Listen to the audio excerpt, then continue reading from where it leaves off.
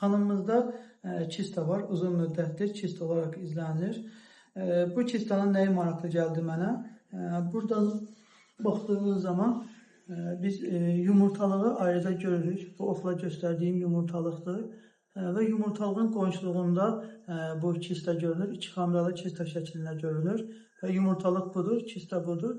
Və böyük ehtimalla bu yumurtalıq kistası yox, borunun genişlənməsindən əmələ gələn bir görüntüdür. Çünki yumurtalığa qonşu şəkildə yerləşir boru və onun genişlənməsi nəticəsində həm belə ara kəsmə görünür içərisində kistaların, kista deyəndə genişləyən mayının arasında ara kəsmə görünür, həm də yumurtalığın qonşuluğunda yerləşir. Yəni yumurtalığa birləşməmiş, bitişməmiş formada yerləşir.